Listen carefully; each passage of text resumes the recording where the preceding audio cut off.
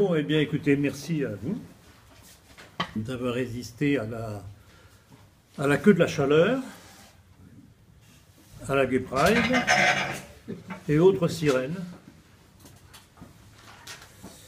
Bon.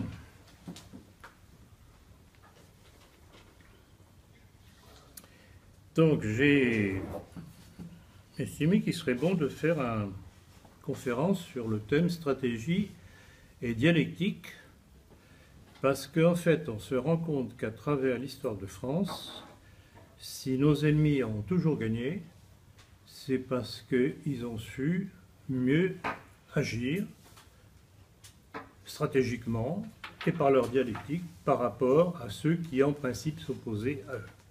Je dis bien en principe.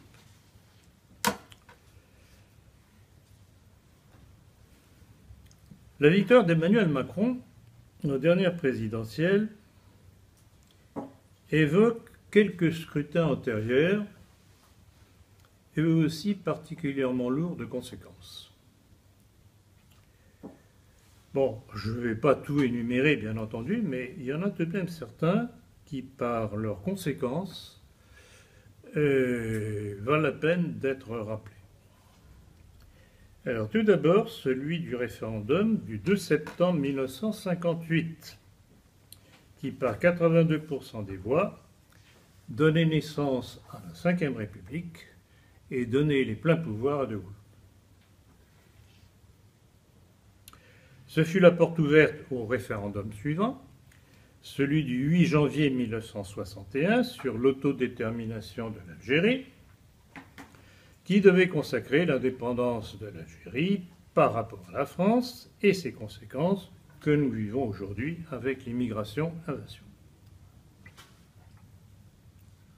Ça, ce sont les faits bruts.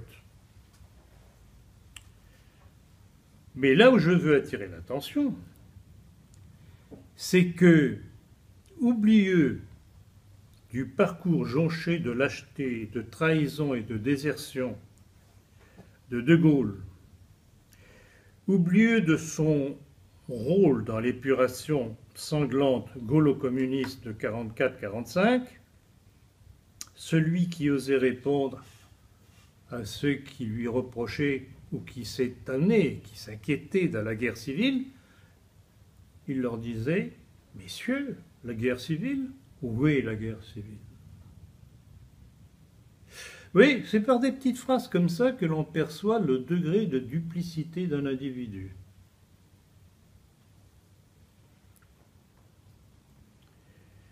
Et il faut aussi rappeler que l'ancien grand maître du Grand Orient, Fred Zeller, rendant hommage dans Europe Parlement au dit général de Gaulle, rappelait son mot à la Libération, c'est de Gaulle qui dit ça, « Je vais redonner la République à la France, il n'y a aucune raison que je ne lui redonne pas aussi la maçonnerie. » Élémentaire, c'est la même chose.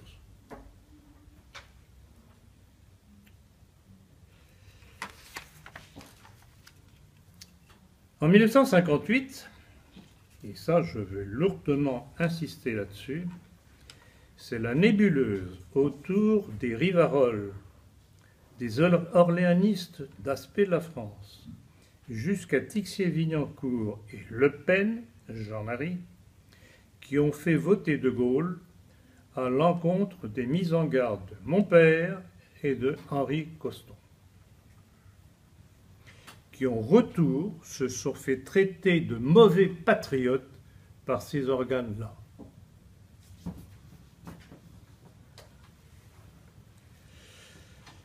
Ainsi, ces gens-là ouvraient par leur aveuglement ou leur connivence ce qui allait découler de leur appui à De Gaulle, l'immigration-invasion, utilisée, comme vous le savez, par le mondialisme messianique, comme arme de subversion et de destruction des nations, que ces mêmes milieux prétendent toujours combattre. Donc, le oui l'emportera le 8 janvier 1961 par 99,72% des suffrages exprimés et De Gaulle pouvait déclarer le 3 juillet 1962 la reconnaissance de l'indépendance de l'Algérie par la France. Il s'ensuivra l'exode et le massacre des Pieds Noirs et des Harkis qui n'avaient pas pu se mettre à l'abri, et dans l'indifférence du pouvoir gaulliste et des métropolitains. Ayant réussi à faire accepter par l'armée son alliance avec le FLN, l'autre ignominie de De Gaulle sera de livrer les Harkis. Et là, je voudrais revenir sur un texte que j'ai déjà publié, que vous trouverez dans le Nationalisme français, entre autres. C'est le télégramme du 16 mai 1962, numéro 125/IGAA, qui disait ceci. Le ministre d'État Louis Joxe demande au Haut Commissariat de rappeler que toutes les initiatives individuelles tendant à l'installation en métropole de Français musulmans sont strictement interdites. Une nouvelle directive de Joxe du 15 juin 1962 enjoignait « Vous voudrez bien rechercher, tant dans l'armée que dans l'administration, les promoteurs et les complices de ces entreprises de rapatriement et de faire prendre les mesures, les sanctions nécessaires. Les supplétifs débarqués en métropole seront renvoyés en Algérie.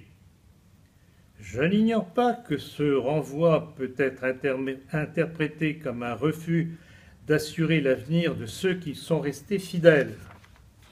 Il conviendra donc d'éviter de donner la moindre publicité à cette mesure. »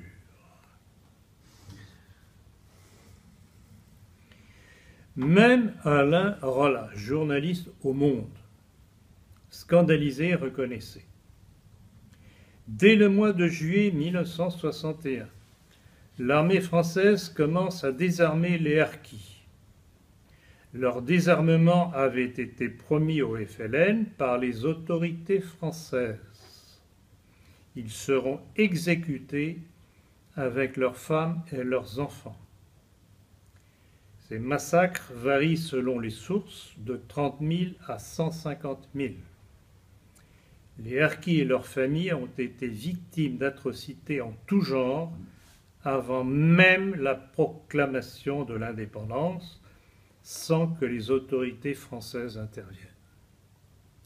Vous vous rendez compte, c'est même un journaliste de gauche du Monde qui est tout de même scandalisé par le crime de De Gaulle.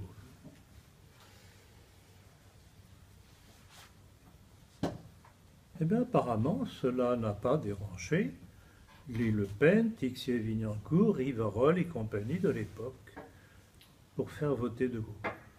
Est-ce que vous vous rendez compte de ce que cela veut dire sur l'honnêteté intellectuelle de ces gens-là qui osent encore faire semblant de combattre le système aujourd'hui?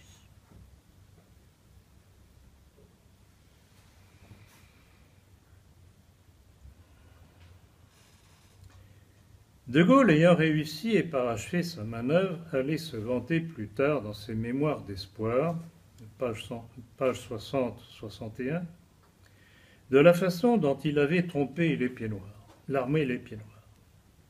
Je cite. « Si de but en blanc, j'affichais mes intentions, une vague de stupeur et de fureur eût fait chavirer le navire. Sans jamais changer de cap, il me faudrait donc manœuvrer. Stratégiquement, tactiquement, il avait réussi. Il avait manœuvré et gagné du fait de la naïveté ou de la complicité, encore une fois, de ses opposants. Tel fut donc le De Gaulle, adulé non seulement par la classe politique responsable de la débâcle de 1940, par la résistance gaulo-communiste revenue dans les fourgons de l'étranger, par la maçonnerie, qui l'a réintroduite dans la politique française, mais aussi par un Le Pen, celui qui, quelques années plus tard, allait se déclarer seul héritier de De Gaulle.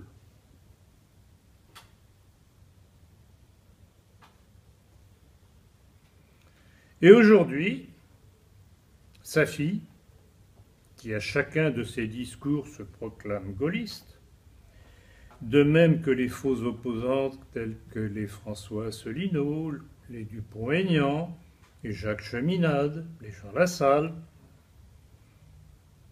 qui ont été si utiles pour faire passer Macron au second tour, voilà, tels sont les soi-disant opposants au système que l'on propose aux Français.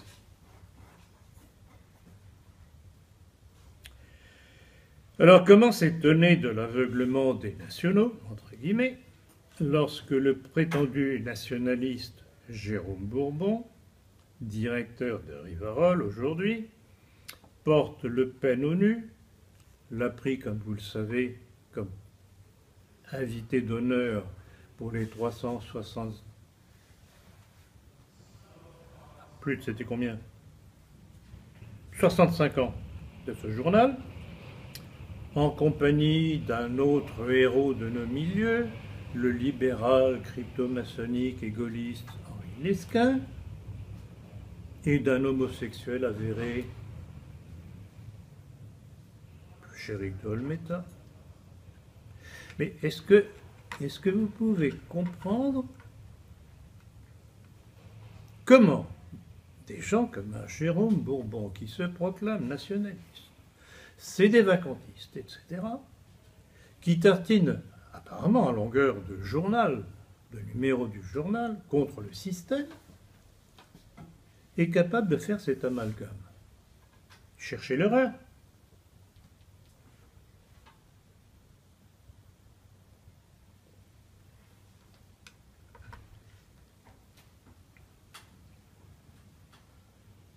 C'est tout de même curieux, cette filiation entre le Rivarol de l'époque, dirigé par René Maliavin, qui faisait voter De Gaulle,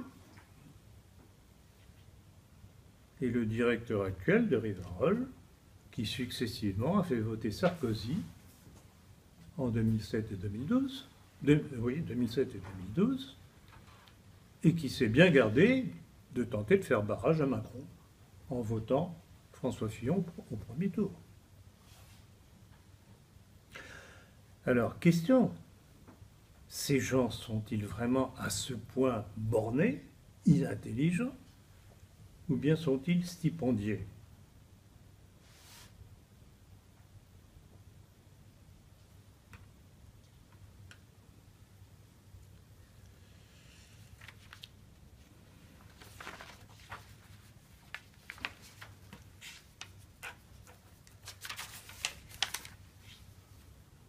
Un autre scrutin a été aussi très lourd de conséquences,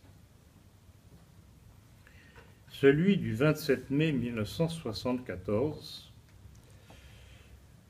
par lequel les Français élisaient un certain Valéry Giscard, dit d'Estaing. Et c'est amusant parce que quand on compare par rapport à aujourd'hui, c'est la même faille.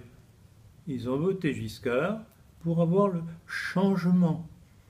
Rappelez-vous du terme. Le changement. Ah oui, ils l'ont eu, le changement. Effectivement, ce fut le début de la destruction de la famille par la loi sur l'avortement, par le biais d'une loi, et rappelez-vous ce texte que je cite de Simone Veil, se vantant que par le biais d'une loi, on peut faire évoluer la société. Ce qui devient légal devient licite, ce qui ne veut pas dire moral. Et puis rappelez-vous aussi, c'est du temps de Giscard, Chirac, que la fameuse loi scélérate dite Rothschild-Giscard a vu le jour, par laquelle désormais l'État français ne pouvait plus se financer par la Banque de France à taux zéro, mais était obligé de passer par les banques privées. Pas besoin de vous faire un petit dessin, je suppose. Rothschild était aux premières loges. Tel est donc, vous voyez, l'enchaînement des faits, de stratégies, de façon dont nos ennemis ont de couvrir leur but pour faire passer ce qu'ils veulent et le faire admettre par ceux qui prétendent s'opposer à eux. Donc, et là j'insisterai encore une fois, il ne faut pas croire que ce soit par un sens de l'histoire, c'est par une logique de l'histoire, par une logique des principes. Une fois que ces gens-là imposent leurs principes, ces principes vont dérouler leurs conséquences logiques.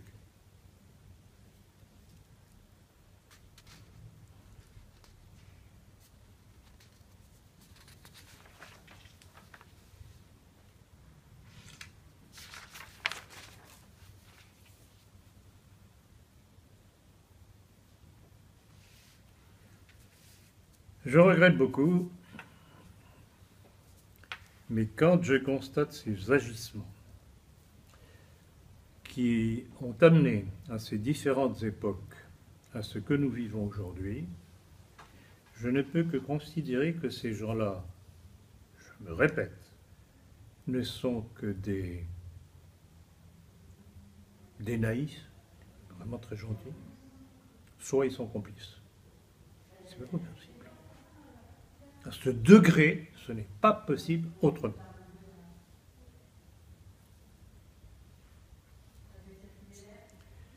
Et rappelez-vous le terme de Guy Mollet parlant de la droite la plus bête du monde. Il y a des gens de gauche qui sont plus lucides que les gens de droite. Et la question que je me pose, est-ce que c'est la droite la plus bête du monde ou la droite la plus tenue du monde?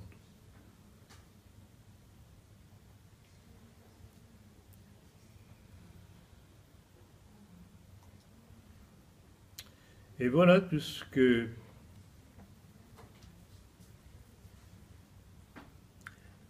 un nombre tout de même important de gens de nos milieux n'ont pas compris, en ne comprenant pas qu'il fallait absolument faire barrage à Emmanuel Macron,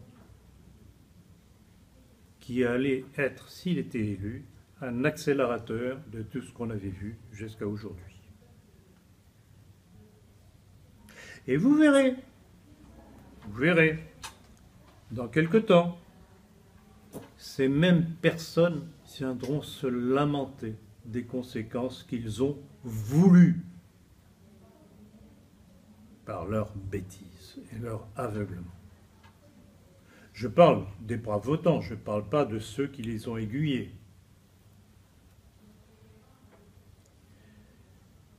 Voilà pourquoi, si au moins on veut tirer les leçons de ces dernières élections, il convient de dénoncer les erreurs du passé et les responsables qui nous ont amené ce que nous vivons aujourd'hui.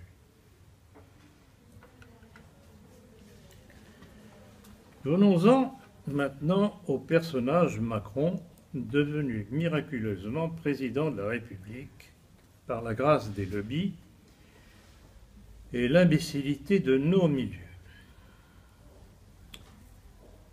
Les affrontements des présidentielles avaient déjà démontré que ce n'était pas le débat d'idées qui était recherché par le monde politico-médiatique, mais uniquement de détruire le seul candidat qui éventuellement pouvait faire barrage à l'arrivée du candidat de la haute finance apatride et du mondialisme. Et là encore, en cela, Macron aura été stratégiquement et dialectiquement le meilleur, car il n'a cessé de masquer ses véritables buts et éviter la confrontation des idées. Cherchant à plaire à tout le monde, comptant sur le nuage de fumée des poursuites judiciaires lancées contre François Fillon, il pensait que ce serait suffisant pour empêcher les Français de réfléchir sur les programmes affichés par les uns et les autres, et il a réussi.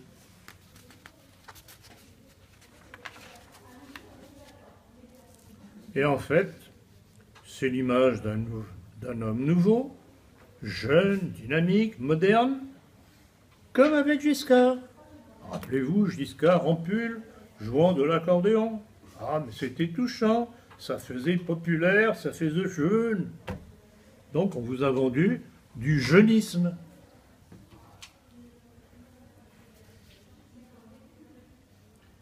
Et les Français se sont laissés prendre à cette image de mannequin, ne tenant aucun compte de ce qu'il drainait derrière lui, de vieux politicards socialistes, de francs-maçons, de faunes cosmopolites, que pourtant les Français avaient répudiés dans leur sondage quand il s'agissait de Hollande.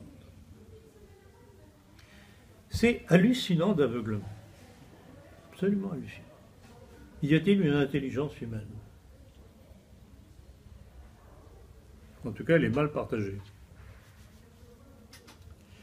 Ainsi, avec Macron, c'est l'art de paraître faire du neuf avec du vieux. Uniquement grâce à sa silhouette juvénile, à grands coups de tambour médiatique.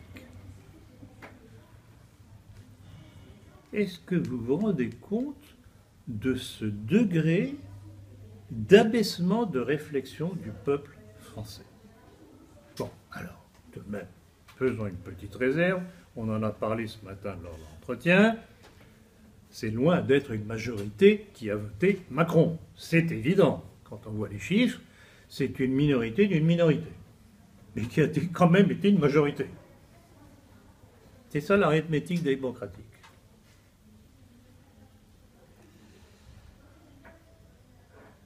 Alors on peut prédire que les Français qui n'avaient pas aimé les hausses d'impôts constantes avec les Giscard, Mitterrand, Sarkozy puis Hollande vont adorer celles que Macron est en train de leur concocter. Mesdames et messieurs les retraités et autres, vous allez jouir et ne venez pas pleurer.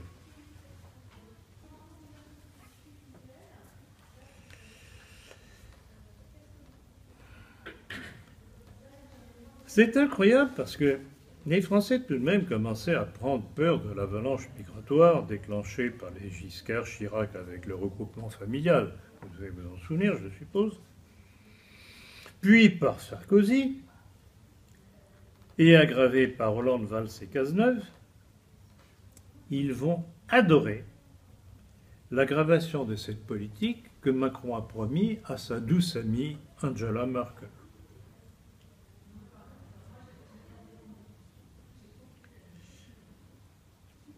Et cela en plus de notre immigration habituelle.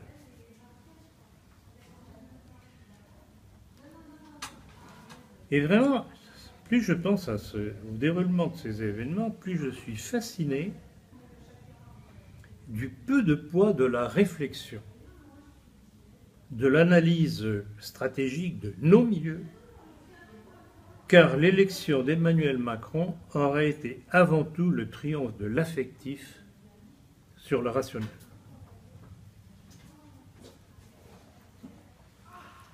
Ils n'ont même pas compris, pourtant ça crevait les yeux, que si le système s'était à ce point acharné contre le seul François Fillon, c'était qu'il était le seul, malgré ses failles, à incarner pour eux un danger pour que Macron ne soit pas élu. Ainsi, plus que jamais, on constate que dans ce type de démocratie inorganique, ce n'est pas le rationnel qui prime et l'emporte, mais l'affectif, l'apparence. Pour vendre le Nespresso, vous le savez, la publicité fait appel à un certain George Clooney. Eh bien, de même, le mondialisme, devant l'échec évident des Hollande, Sarkozy et Juppé, a fait ce prodigieux rétablissement en vendant l'image du jeune premier Macron, pourtant issu du même sérail. Ils ont vendu une image, Macron, Nespresso. C'est fabuleux. Et rappelez-vous, combien de fois n'ai-je pas canonné là-dessus? C'est toute l'imagination perverse des promoteurs de la révolution dite française d'avoir imaginé ce système électoral donnant soi-disant la souveraineté au peuple par son petit bulletin de vote qui fait que qui tient l'information tient le vote du citoyen. C'est aussi élémentaire que cela. Et pourtant, il y en a combien qui le comprennent?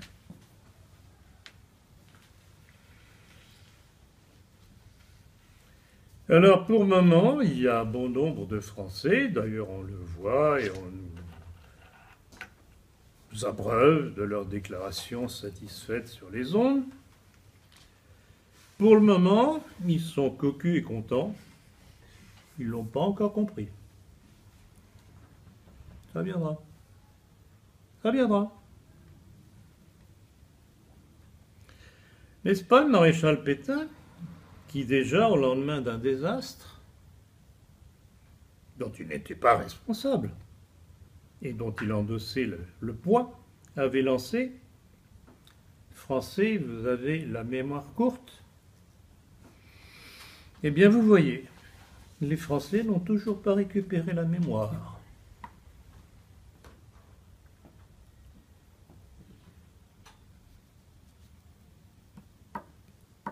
La droite la plus bête du monde. Voyons maintenant les premiers actes du président élu. Qu'il s'agisse de son show avec Donald Trump sur le réchauffement climatique, ou ses remontrances à Vladimir Poutine sur la presse russe, pas gentil avec lui, pauvre petit Macron, on ne peut que constater qu'avec lui, ça va être la politique spectacle. Alors, voyons, sa poignée de main avec Donald Trump. Ce bras de fer. Pourtant, Trump est un gaillard. Ah, notre coq national a eu la poignée plus forte, nous a-t-on dit. Quel est héros.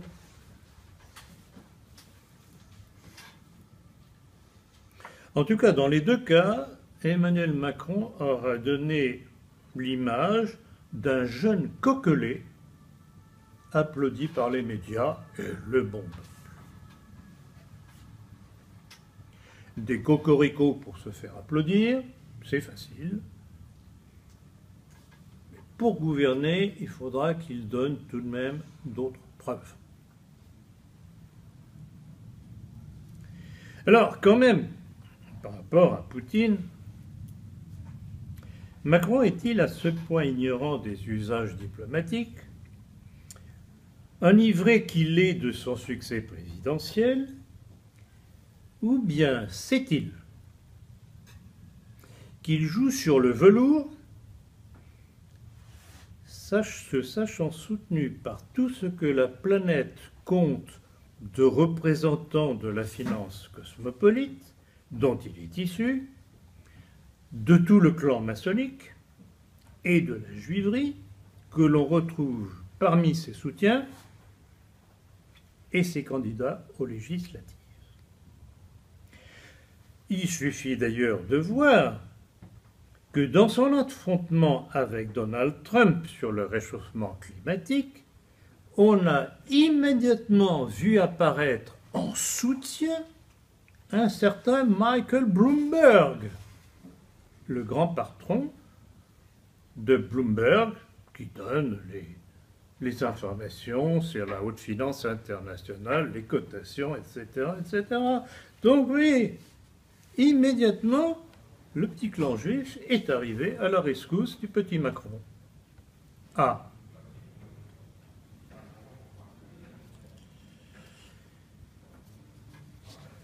ce qu'il fallait démontrer.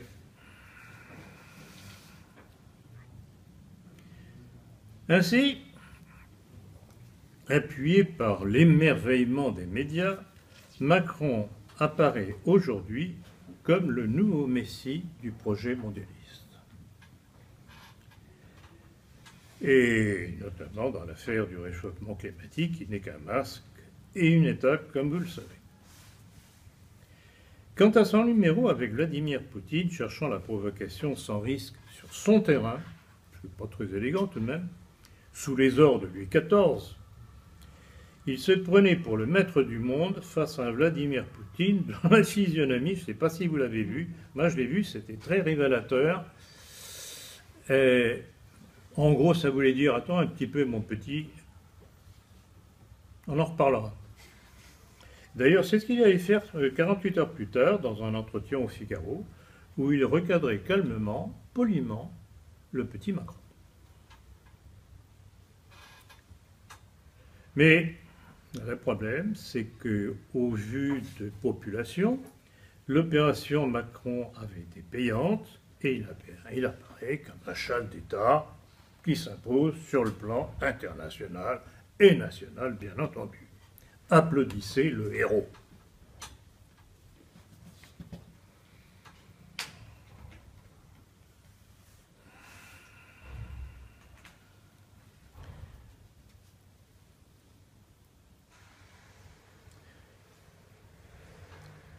Il ne faut pas mépriser cet aspect cocoricotant, vantard, etc., car derrière cette apparence se cache un apprenti dictateur. Et vous allez comprendre pourquoi je dis ça.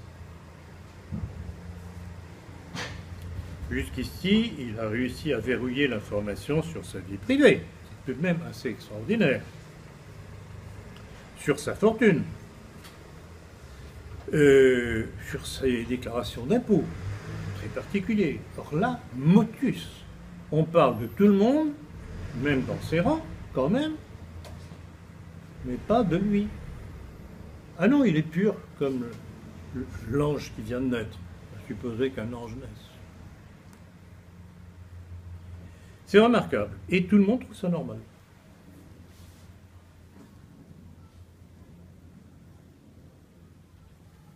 Alors évidemment, l'affaire Ferrand fait un petit peu tâche dans cette entreprise de moralisation de la vie politique.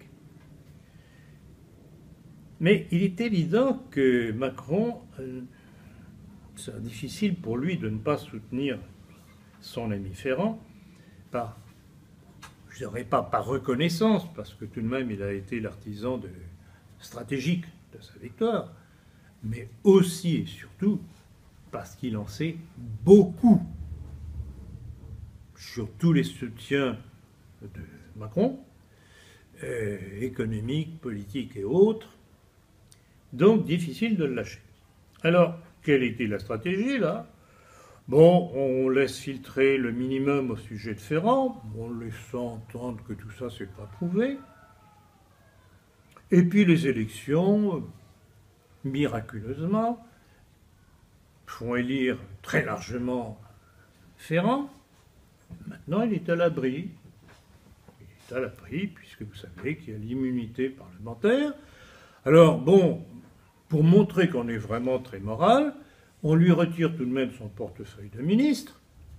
Oui, mais qu'à cela ne tienne, on le nomme quand même responsable de son parti. Cherchez la différence. Alors, qui est ce monsieur Ferrand?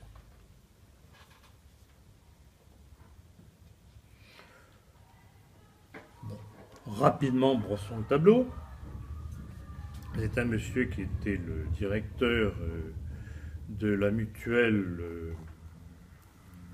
de Bretagne, et qui, en tant que président, a voulu favoriser sa compagne du moment au détriment des finances de la mutuelle qu'il dirige. Très moral. Je vous en passerai, le détail viendra dans le prochain numéro de la politique, mais passons sur ces détails scabreux. Il y a d'autres choses plus intéressantes encore. Alors, quand je vous disais tout à l'heure qu'il fallait faire attention au personnage de Macron, au personnage dictatorial qui va vite se dégager, qu'on va vite voir, il y a un certain nombre de symptômes. Alors, premièrement, il faut remarquer que toutes les obédiences maçonniques ont appelé à voter pour lui. Alors, curieusement, Jean, ce matin, me signalait que dans le dernier numéro du Point, le Point tentait de faire valoir que Macron, quel était le terme exact? Il nuisait, enfin, il divisait un peu. Avait joué contre la maçonnerie. Alors, vraiment, c'est prendre les gens, enfin les Français, une fois de plus, pour des crétins. Parce que quand on voit toutes les obédiences qui appuient Macron, alors là, il y a un jeu de rôle, ou quoi? Bon. Petit détail en passant. Deuxièmement, vous avez ouï dire que le procureur de la République de Brest avait finalement mis en examen ce beau monsieur Ferrand. Après quelques hésitations quand même. Eh bien, que vient de faire ce bon libéral monsieur Macron? Il vient de muter le procureur de la République de Brest. Je crois qu'il va aller à Dijon, un truc dans ce coup-là.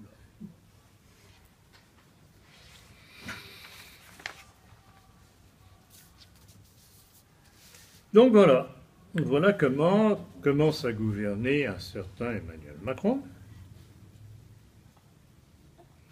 Et franchement, on peut dire que plus c'est gros, plus ça passe.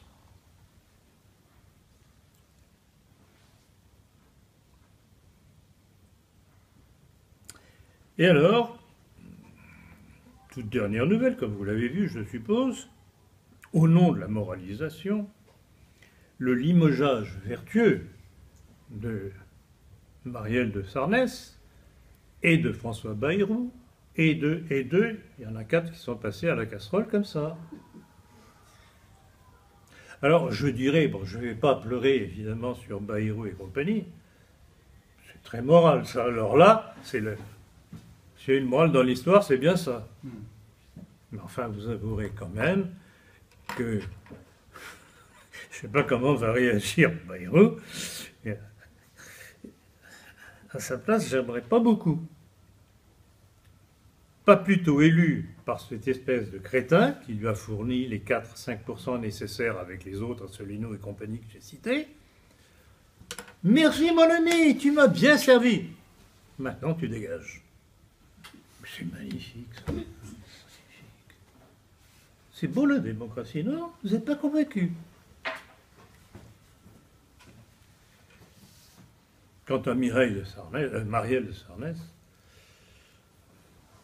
le prototype de la démocrate chrétienne haineuse. J'avoue que ça fait plaisir de voir ces gens-là dégagés.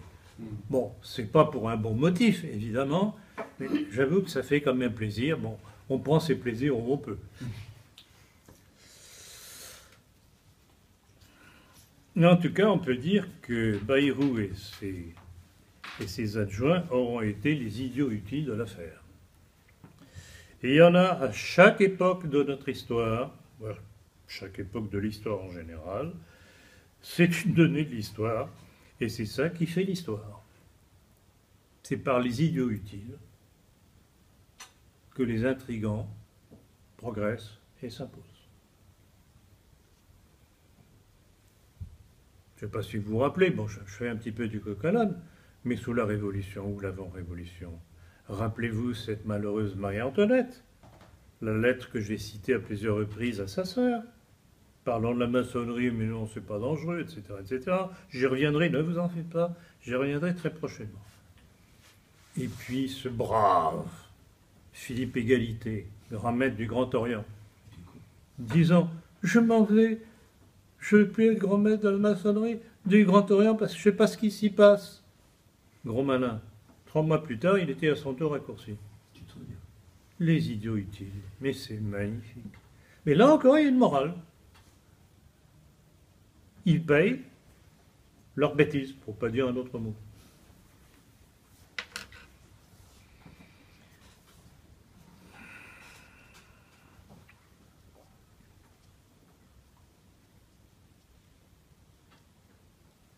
Et voilà à quoi ont contribué ceux qui n'ont pas voulu réfléchir stratégiquement et tactiquement et qui sentimentalement ont voulu voter Marine Le Pen au premier tour plutôt que de voter pour François Fillon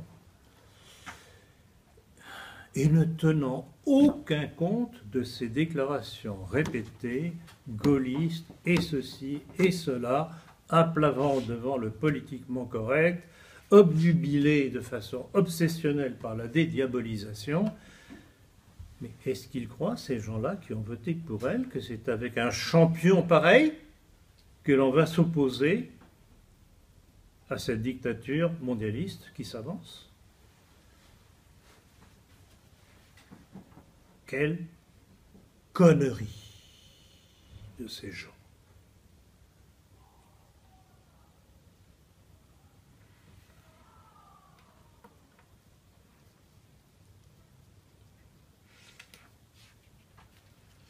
Or, je voudrais tout de même faire une petite parenthèse sur la moralisation, parce que si on voulait être sérieux à ce sujet-là, la première moralisation qu'il faudrait exiger, c'est que chaque candidat, à quelque niveau que ce soit, fasse une déclaration honnête de ses avoirs, de sa déclaration d'impôt et des appuis qu'il reçoit, politiques et financiers. Or, il n'en est pas question dans cette pseudo-loi de moralisation. Donc, vous voyez, tout ça, c'est de l'ébrouf, c'est du vent, pour impressionner les crétins. Et après tout, s'ils sont que cocus, ils aiment ça, ben, il n'y a qu'à continuer. Alors, une chose aussi, vraiment, c'est amusant de pêcher les petites perles par-ci par-là au gré des actualités. Cette déclaration de Nicolas Sarkozy dans le Canard enchaîné du 7 juin dernier, je ne sais pas si vous l'avez vu, j'ai apprécié vraiment. Ce Nicolas Sarkozy, que vous savez, j'adore particulièrement, d'où le petit livre que je lui ai consacré, disant, très modestement, Emmanuel Macron, c'est moi, mais en mieux. Écoutez, c'est pas joli ça. Non seulement c'est joli, mais c'est révélateur. Parce que si Macron, c'est Sarkozy en mieux, alors bonjour les dégâts.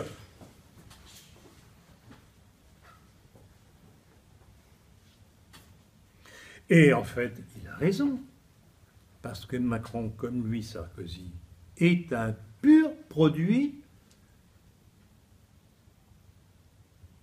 de la fabrication d'élites par les Américains.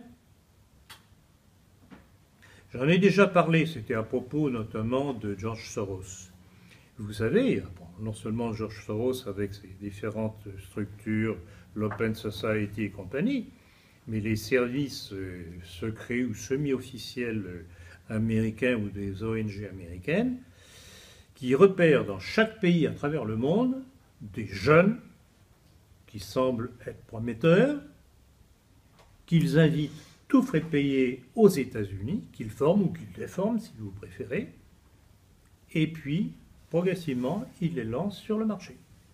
Et c'est comme ça qu'on voit apparaître brusquement qui un Giscard, qui un Sarkozy, qui un Giscard, qui un Sarkozy, qui un Macron.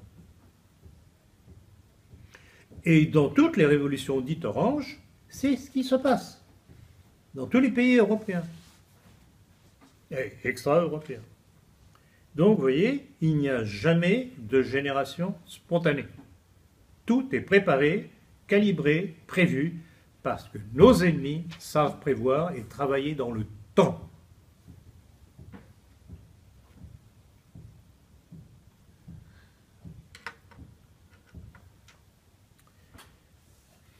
Alors, on va voir on va avoir très rapidement une idée de la façon dont Emmanuel Macron va gouverner.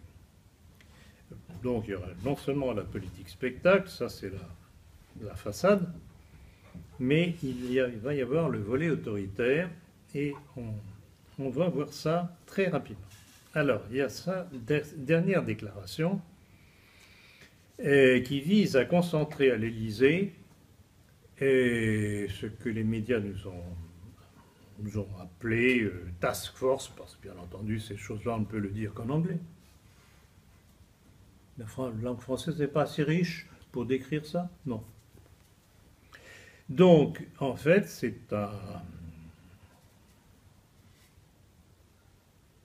une réunion des différents services de renseignement français contre le terrorisme. Bien entendu, le terrorisme dont vous avez déjà entendu parler, je crois. Pour mettre les Français à l'abri, n'est-ce pas?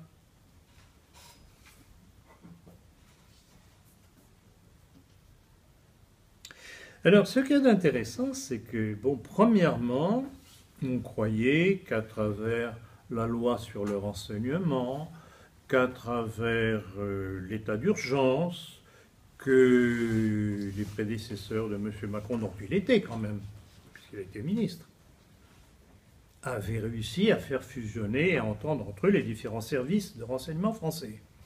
Eh bien, apparemment, on nous apprend que non, qu'il n'y a pas de liaison entre eux, donc les terroristes, puisque terroristes il y a, comme on nous le dit, passent à travers les mailles. D'où le dernier attentat, entre guillemets, aux Champs-Élysées. Ah mais c'est magnifique. Un fichier S qui peut s'inscrire tranquillement dans un club de tir et qu'étant inscrit au club de tir, il peut acheter toute une panoplie. Qui veut faire un attentat? Nous a-t-on dit? Aux Champs-Élysées, un de plus. Aux Champs-Élysées, symbole. Qui ne se sert pas de ses armes. Mais il avait une bonbonne de gaz pour faire tout exploser autour de lui. Il avait une bonbonne de gaz. Puis on nous dit, ah, il a été tué. Et pourquoi a-t-il été tué s'il n'est pas passé à l'acte? Bon, et même s'il était passé à l'acte, est-ce qu'il n'aurait pas été judicieux quand même d'essayer de l'avoir vivant pour pouvoir remonter la filière, savoir qui donne les ordres? Ah, c'est peut-être ça qu'on ne veut pas que l'on sache, qui a donné les ordres. Quel service secret a donné les ordres? Donc vous voyez comment va se faire cette politique, qui n'est pas nouvelle, mais ça va être une poursuite et une accentuation de ce qui a été fait, déjà avec Sarkozy, prolongé par Hollande, et surtout ses compères Valls et Cazeneuve. Tous du Grand Orient, comme Macron.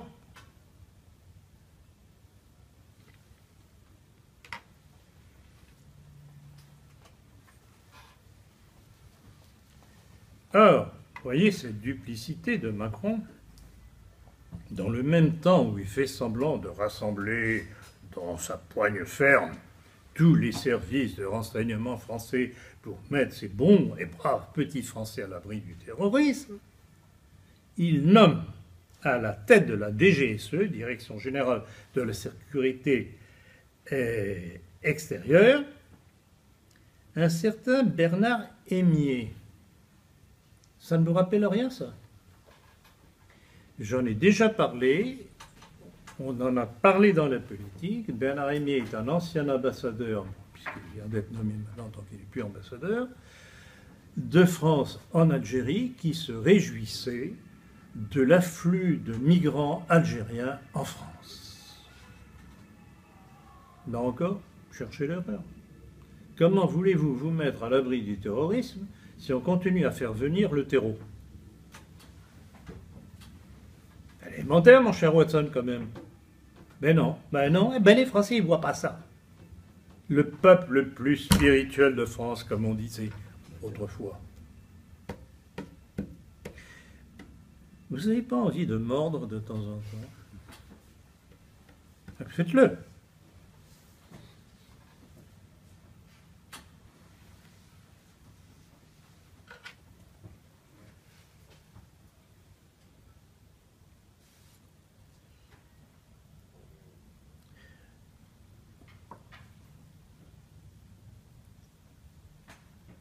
Autre élément d'appréciation, tout aussi révélateur, de ce que sera le prochain quinquennat, qui ne départ pas des précédents.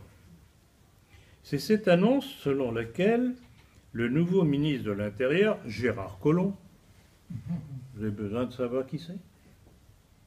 Socialiste, ancien maire de Lyon, homosexuel en passant. Il est peut-être à la Gay Pride aujourd'hui, non?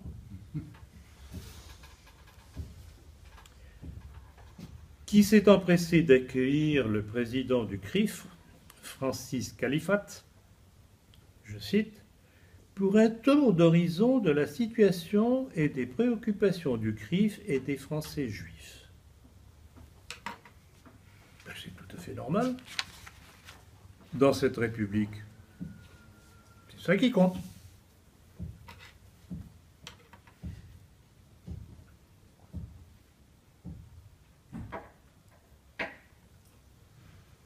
Alors, il y a une question qui m'a chatouillé la cervelle, mes petits neurones. Dans la mesure où Emmanuel Macron concentre entre ses blanches mains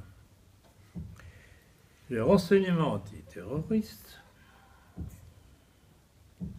quasiment avec les pleins pouvoirs, avec la majorité qu'il a, on peut se demander si maintenant il va y avoir encore des attentats islamistes.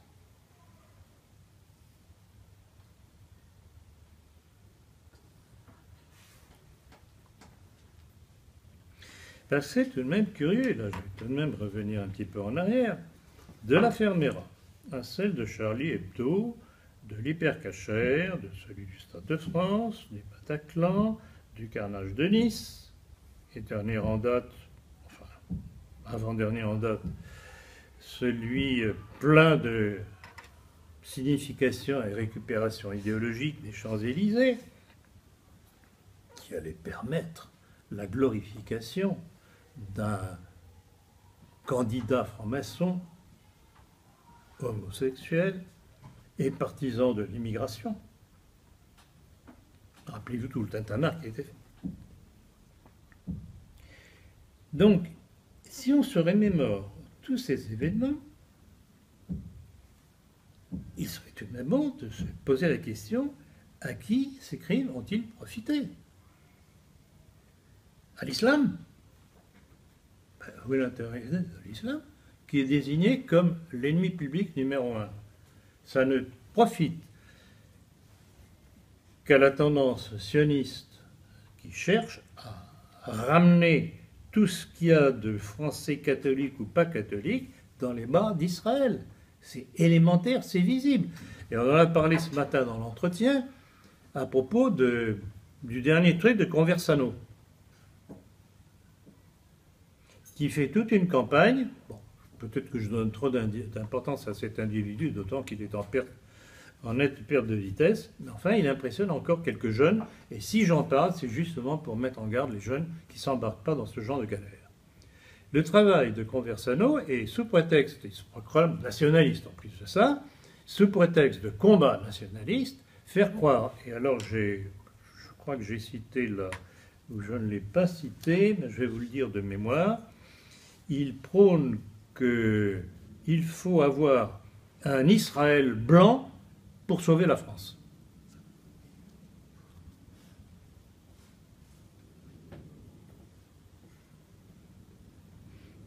Alors, pour vous montrer l'état de stabilité intellectuelle de l'individu, c'est le type qui, commentant une des images qui étaient sur Internet, où il se trouvait tellement beau, je m'excuse mesdames, messieurs, à la limite vous êtes blindés, je suppose, peut-être les dames aussi,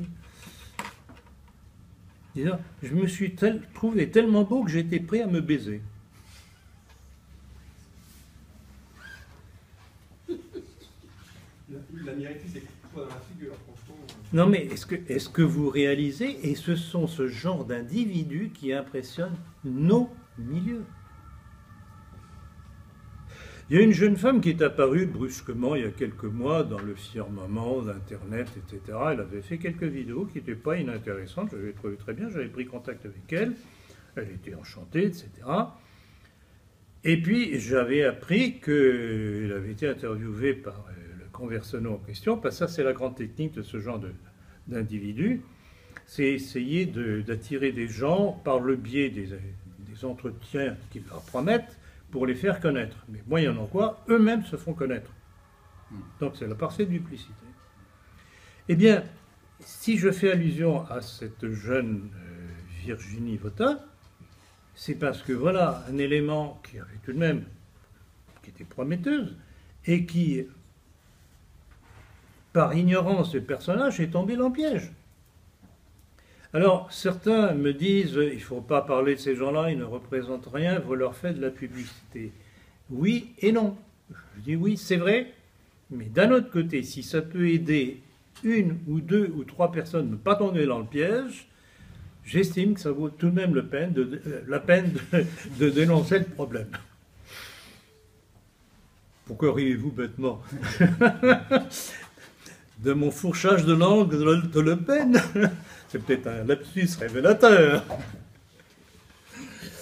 Bon. Donc voilà, plic-ploc un petit peu, des petits trucs que j'aime bien relever. Et en tout cas, il faut revenir là-dessus, marteler cela, en tout cas autour de vous. Caractéristique commune de tous ces attentats, c'est que l'on retrouve immédiatement leur identité. Ah, c'est magnifique. Et qu'ils sont immédiatement liquidés.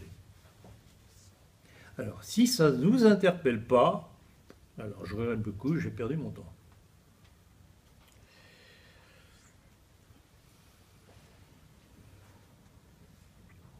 Donc, pour en revenir à cette politique sécuritaire d'Emmanuel Macron, la question que je me pose, maintenant que l'opération a réussi avec l'élection de Macron,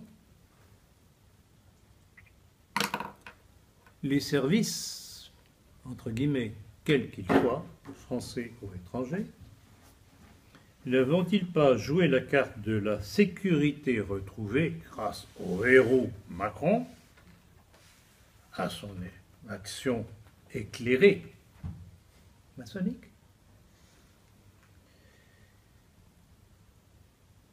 Et est-ce que les fantoches islamiques drogués ne seront-ils pas remis dans les cartons des services? Jusqu'à une prochaine occasion.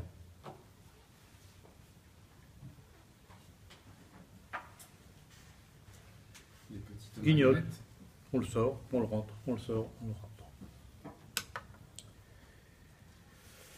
On verra.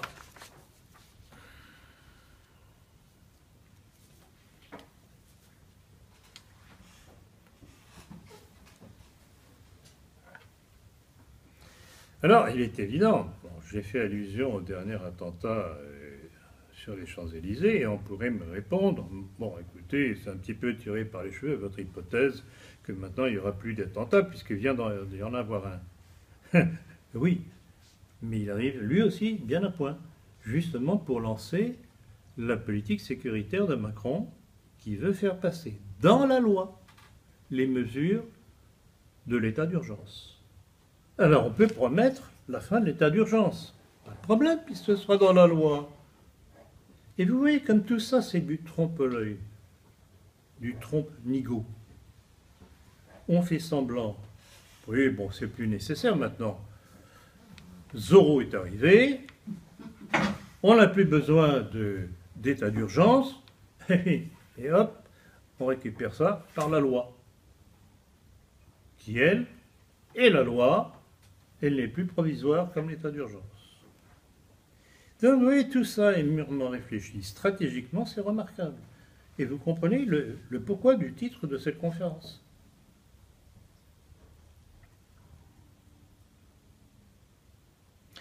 Et alors, on pourrait se dire, bon, à la limite, c'est tourné contre le terrorisme, oui, pourquoi pas, si ça peut nous protéger. Oui. Mais il faut voir aussi les à côté. C'est que ça peut servir à tout.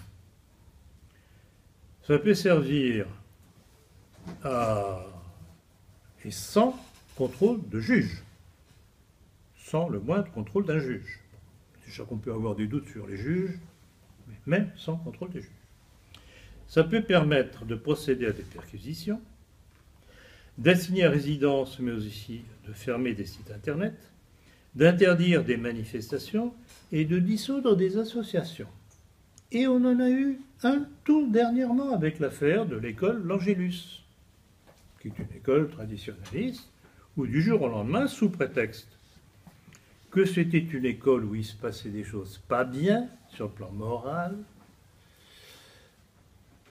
eh bien, voilà, du jour au lendemain, le préfet décide, on ferme. Et la présomption d'innocence. Et un juge a-t-il été mis sur l'affaire pour juger avant de prendre qu'une décision soit prise? Que non. Mais là où ça devient révélateur, et que j'ai découvert, c'est dans le Berry républicain du 8 juin, qui dit oui, mais c'est parce que cette école n'était pas une garantie, ou plutôt, cette école endoctrinait les enfants. Ah bon? La République n'endoctrine pas les enfants dans ses écoles. Non, bien sûr. Et puis, dans certains de ses manuels d'histoire, c'était l'apologie du maréchal Pétain, comme quoi Pétain aurait sauvé la France. Voilà le fond de l'affaire. C'est pas une histoire d'attouchement homosexuel, comme on voudrait essayer de le faire comprendre. C'est une histoire politique. Donc voilà où cette petite loi va servir, et sans même qu'un juge intervienne. On est en train de rentrer en pleine dictature. Essayez de faire comprendre ça autour de vous.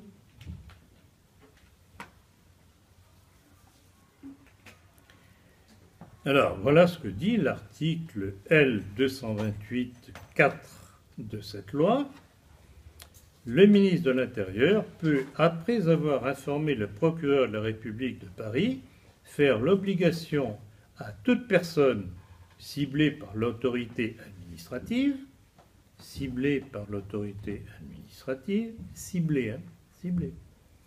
de déclarer ses identifiants de tout moyen de communication électronique dont elle dispose ou qu'elle utilise, ainsi que tout changement d'identifiant ou de tout nouvel identifiant. Alors bon, au-delà du jargon, ça veut dire quoi? Ça veut dire que votre ordinateur et votre téléphone portable seront surveillés, tout ce que vous pourrez écrire ou échanger sur Internet sera connu, et que brusquement vous aurez une perquisition qui vous tombera sur le nez, à 6 heures du matin. Ainsi, sous prétexte d'antiterrorisme, qui que vous soyez, où que vous soyez, Big Brother sera là. Et c'est exactement le copier-coller de ce qu'avait fait George W.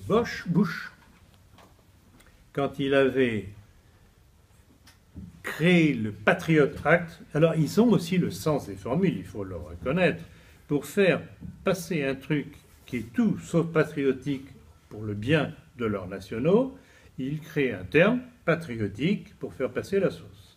Or, ce Patriot Act, c'était quoi? C'était encore une fois sous prétexte de surveiller les menées islamiques aux États-Unis, de surveiller tous les citoyens américains. Nous sommes donc dans un État policier et partout dans ce qu'on appelle le monde libre. Et alors, ça va à tel point que c'est tout de même intéressant de voir, bon, pas une haute idée de ces gens-là, mais la menace pour nos libertés semble telle que même l'Union syndicale des magistrats vient de publier un communiqué de presse dans lequel il dénonce la mise en place d'un État policier. C'est pas moi, c'est pas nous qui le disons, ce sont des magistrats qui en général sont tout de même plutôt à gauche. Soulignant l'absence de tout contrôle par les juges, avec cet attendu, dans un État démocratique. Sortir de l'état d'urgence ne signifie pas introduire dans le droit commun des mesures d'exception et exclure le contrôle de l'autorité judiciaire. Et même la Ligue des droits de l'homme, s'inquiète de ces dérives, je cite, « Loin de ne concerner que les actes terroristes, il s'appliquera indifféremment à une large gamme de délits. Chacun pourrait alors être victime de cet arbitraire. Aujourd'hui, déjà, nous voyons des dispositions inscrites dans l'état d'urgence utilisées contre des militants associatifs, syndicaux ou politiques. »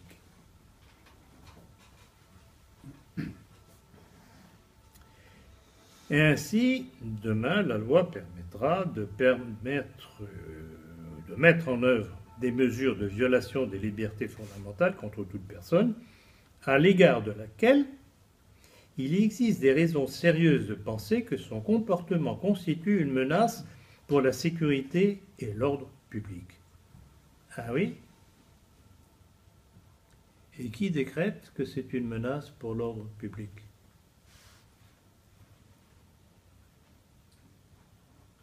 Sinon le pouvoir et ses maillons. Et quand, j'ai entendu, il y a déjà un certain temps, je crois que c'était déjà du temps de Hollande, quand on nous disait, quand le pouvoir disait aux Français, c'est notre monde, notre mode de vie que les terroristes veulent détruire, nos valeurs, surtout notre liberté, alors que c'est le pouvoir lui-même qui porte atteinte à nos libertés.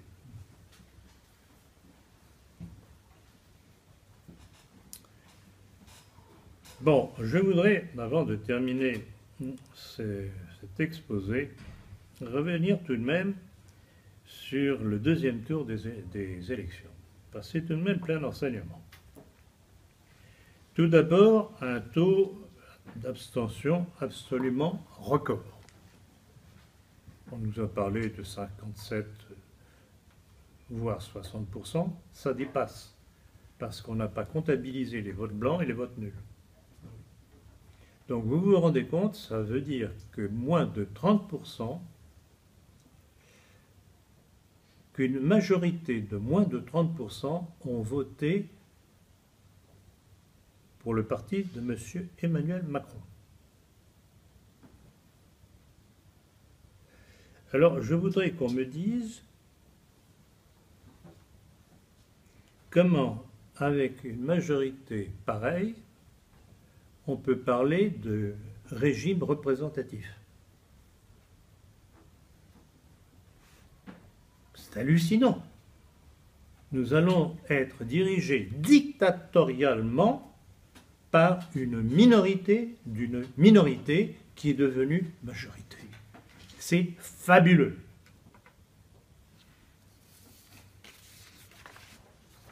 Ça, il faut le faire remarquer, parce que ce n'est pas les médias qui vont s'en charger.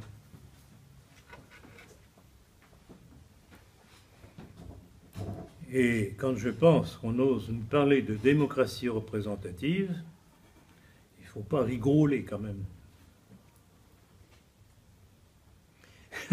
Et cela, bon, il y a tout de même une morale dans l'histoire, cela n'a même pas servi au Front National, dont les 13% par rapport aux 33,90%, 33,90% des présidentielles, démontrent la chute vertigineuse du Front National. De 31 à 13%. Vous vous rendez compte ce que cela représente?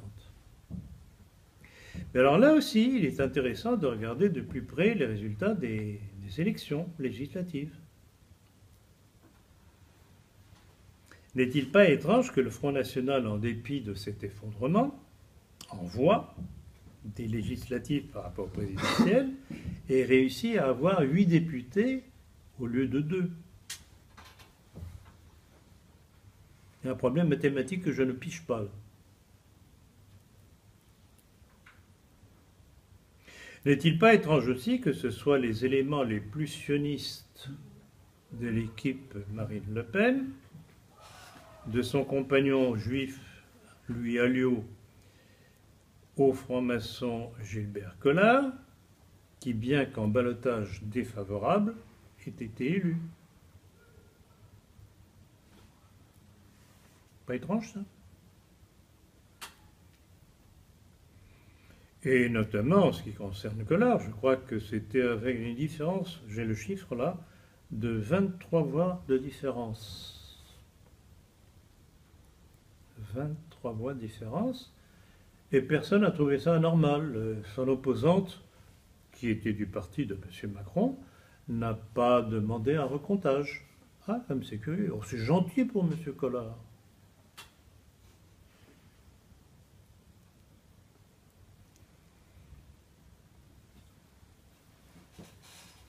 Et puis aussi une chose qui est amusante.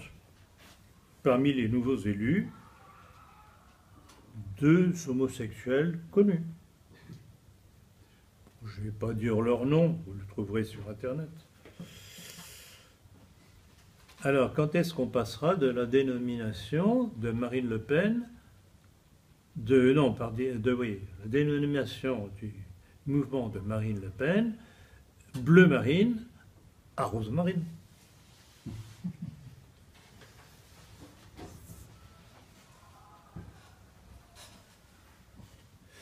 Je pense franchement que les électeurs de Marine Le Pen et du Front National sont de braves gens. Mais qu'ils me permettent de leur dire qu'ils sont tout de même quelque peu naïfs, sinon bornés.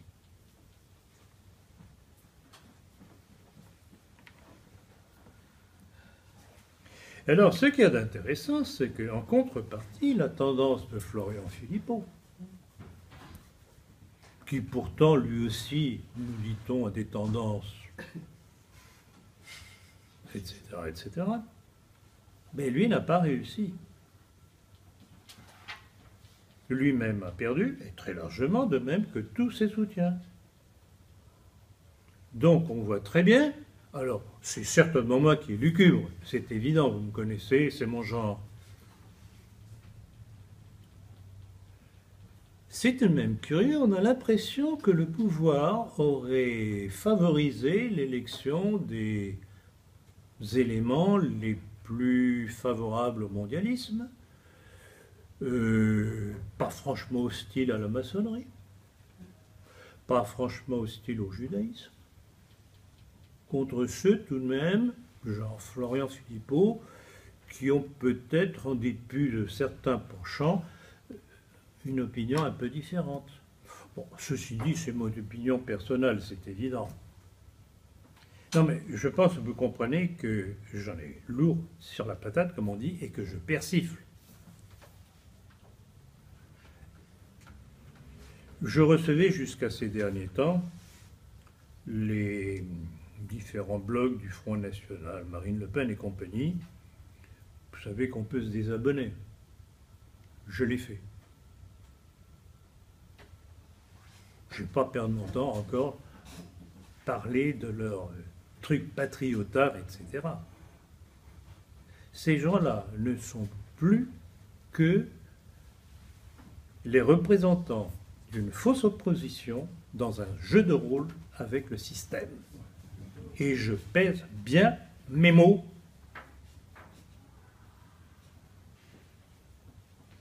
Est-ce que maître Gilbert Collard n'accepterait pas un débat avec moi? Ne serait-ce que sur la maçonnerie ou sur le judaïsme en France.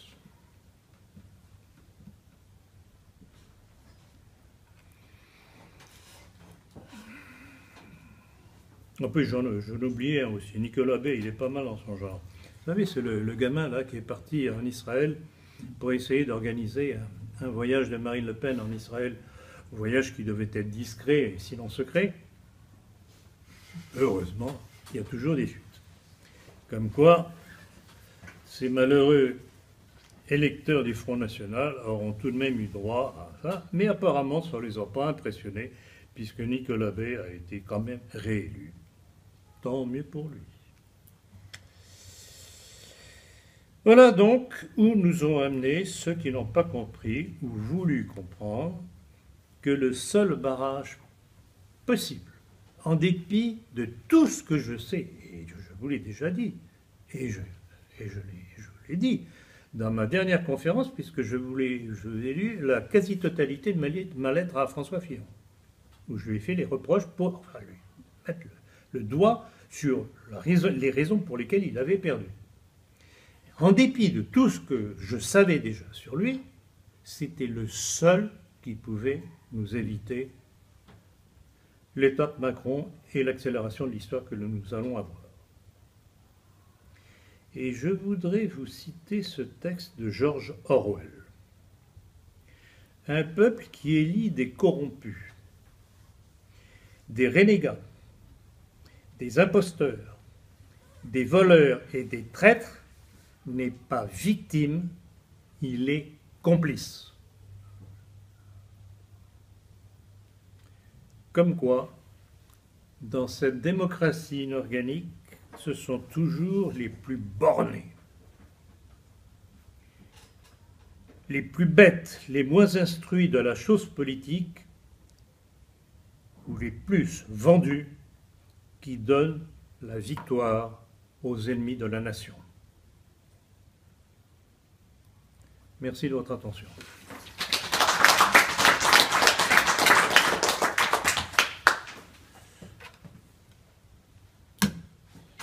Ça va? Ça va encore? Vous avez bien avalé? Bien digéré? Transmettez. Oui?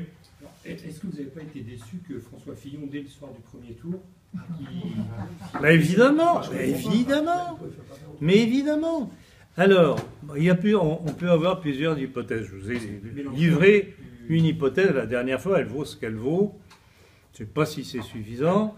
C'est celui qui attrape le knock-out, comme on dit, le coup sur le derrière, qui est sonné, qui dit ah, vous avez pas voulu de moi pour faire barrage à Macron, ben vous allez l'avoir. Je vote Macron. Il l'a dit à titre personnel. Hein. Attention. Oui. Il l'a dit à titre personnel. Autre hypothèse que l'on a sortie, j'y crois pas. J'y crois pas parce que ces dernières réactions, dernièrement, on en a parlé ce matin dans l'entretien, ça colle pas du tout, c'est qu'il aurait été menacé, lui et sa famille. Et donc on lui aurait dit, en échange, tu dis votez Macron et on te fout la paix.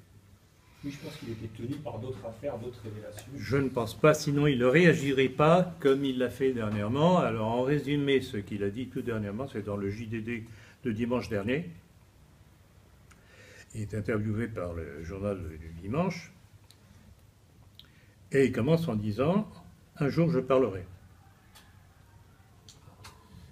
Ce qui ne semble pas indiquer que quelqu'un est menacé ou laisse tomber.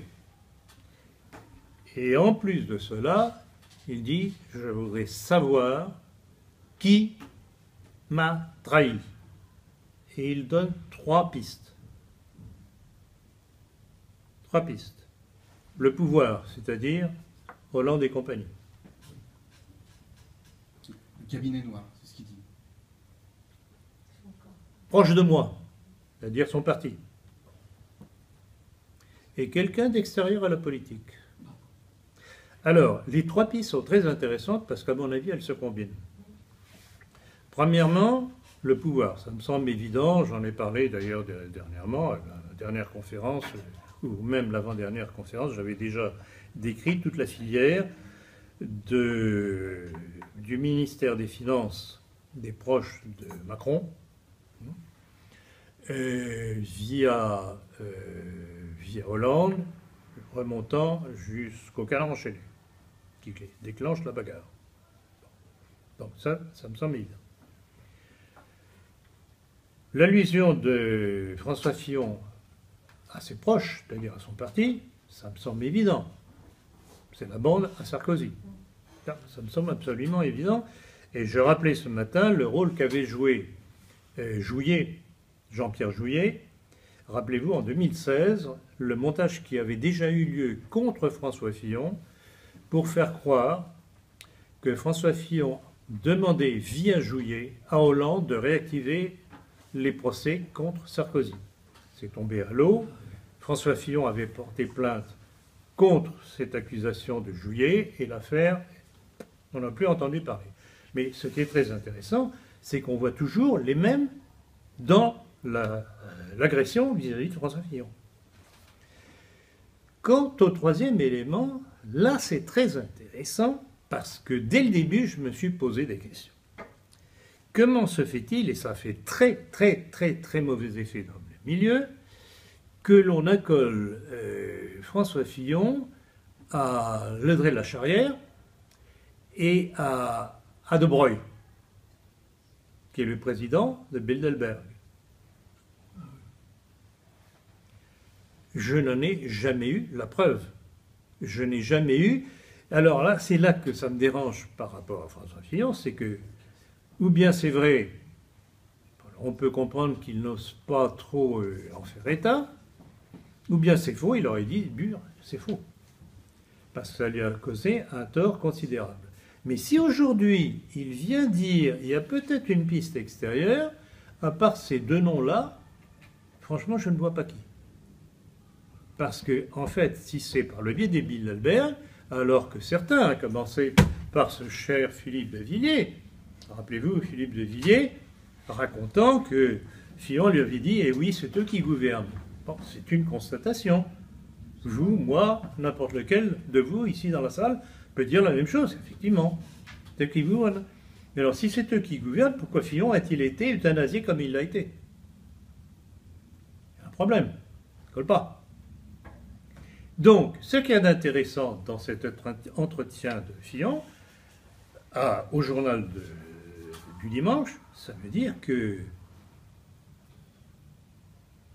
il n'a pas lâché le manche et qu'il va se passer des choses. Alors on va voir, j'espère en tout cas que, expérience aidant, il aura compris un certain nombre de choses. Il a reçu, je suppose ma lettre, puisqu'elle n'était pas recommandée, j'ai reçu l'accusé de réception. On verra la suite, mais en tout cas c'était une situation, je dirais intéressante, mais bigrement périlleuse. Voilà, alors pour répondre à votre question, c'est un point d'interrogation. On verra la suite. C'est un point d'interrogation. Il aurait pu s'abstenir, comme a fait Mélenchon. Oui, parlez plus haut parce qu'on nous reproche très souvent que les intervenants ne parlent pas assez haut quand ils posent des questions. Je pense qu'il s'y serait abstenu comme Mélenchon, c'était plus glorieux. Mais évidemment, il n'avait même pas besoin de s'abstenir de toute façon, mais surtout, ce qu'il aurait dû faire, c'est mettre des doutes sur la véracité du scrutin. C'était la meilleure défense à l'attaque. Toujours. Toujours. Toujours. Oui, mais ça faisait beaucoup d'affaires. Oui, mais justement, le seul moyen qu'il avait de se tirer, c'est de montrer que ceux qu'il avait euthanasiés, mais je trouve que c'est la meilleure formule en ce qui le concerne, il a été euthanasié, c'est de dire, ben, tout ça, c'est pas gratuit, s'ils ont voulu m'avoir comme ça, c'est parce qu'eux-mêmes ont des choses à cacher. Quand on y réfléchit bien... Parlez plus fort aussi, Jean. Si on y réfléchit bien, de toute façon, il ne pouvait pas appeler à voter pour Marine Le Pen. Et s'il avait dit... Ah, ça, de toute façon. Et s'il avait dit, je ne donne pas de consigne de vote... Exactement. Eh ben, c'était la même chose, c'était une... J'allais oublier dans ma réponse à votre question, il y avait cet élément-là aussi que je voulais dire, c'était que, compte tenu de la façon ignoble dont Marine Le Pen s'était comportée vis-à-vis de lui, en relayant toutes les attaques des médias, il n'allait pas dire, écoutez, votez Marine Le Pen. Alors ceux qui lui reprochent de ne pas avoir dit Marine Le Pen, moi je leur dis, il a eu raison. Parce que moi j'aurais fait exactement la même chose. Maintenant, de là à dire voter Macron, c'est une autre histoire. Oui, madame? Oui. Moi j'ai deux remarques à faire. J'ai rencontré une dame... Parlez plus fort vous aussi. J'ai rencontré une dame sur un marché qui se présentait aux législatives. Elle est de la droite indépendante. Qu'est-ce que c'est que ça? Elle est liée à Fromentin, le maire de Neuilly, qui était au Trocadéro. Oui. Et elle m'a dit, le coup vient de l'intérieur du parti. Mais c'est évident. Mais c'est ce que je viens de dire. Ils n'ont pas accepté la primaire. Mais c'est évident. Voilà. Et alors là, une chose que dit. j'ai dite lors de l'entretien ce matin, j'avais fait une remarque après le Trocadéro, quand j'avais vu que toute la bande des François Barouin, Xavier Bertrand, la douce NKM, Pécresse et compagnie, s'étaient réagglutinés derrière lui. Et j'avais dit, mais est-ce qu'il n'aurait pas intérêt à lui mettre à la porte en disant, vous n'avez pas voulu de moi, vous avez voulu me mettre à la porte, eh bien moi je vous mets à la porte. Alors, il aurait peut-être perdu quelques voix, mais il en aurait gagné beaucoup plus sur sa droite. Et là encore, question tempérament. Je pense que la région dont il est natif explique en partie son caractère. Tout le monde n'est pas neurochirurgien. Et ne me dit pas le bistouri avec un plaisir évident. Et deuxième remarque, je voulais parler du canard enchaîné. Oui. Parce que j'ai fait des petites recherches sur Internet et j'ai remarqué que dans l'affaire Bérégovoy, c'est eux aussi qui avaient lancé la salle. Et ils utilisent les mêmes mots que dans les articles sur Fillon. C'est les mêmes en-têtes. Ah, c'est curieux ça. C'est les mêmes en-têtes, le même intéressant, vocabulaire un peu. Pourriez me faire un truc là-dessus? Ah oui, c'est intéressant. Ouais. Pareil, le prêt de Pella qui lui empoisonne la vie. Ah non, mais ce Les serait mêmes très mots. intéressant de faire un Et alors, comparaison, un peu plus loin, comparaison de texte. Et un peu plus loin, dans l'affaire Boulin, c'est eux aussi qui lancent l'affaire du prêt immobilier, je sais pas, non, d'un terrain. Pareil, donc Oui. pour vraiment abattre un homme, Ah, bah, t'es le canard enchaîné est souvent, et les Français ils croient que c'est un organe de subversion. Non mais voilà, on lit le C'est un canard organe enchaîné, du système. et en fait c'est Un un organe organe du du système. système, et on lâche, et c'est vraiment, voilà. Vous me promettez? Vous me faites un texte Voilà, là-dessus? je vais essayer. Promets juré? D'accord, je vais essayer. D'accord, vous avez les coordonnées. Oui, je vous D'accord. l'amènerai, oui. Bon, Mais j'ai vu, voilà. Oui, d'accord. Non, très intéressant. Très, très intéressant. oui, je voudrais revenir sur les référendums dont vous avez fait état. En 58, Rivarol avait demandé la voter non. En 58. Un nombre Oh, ta.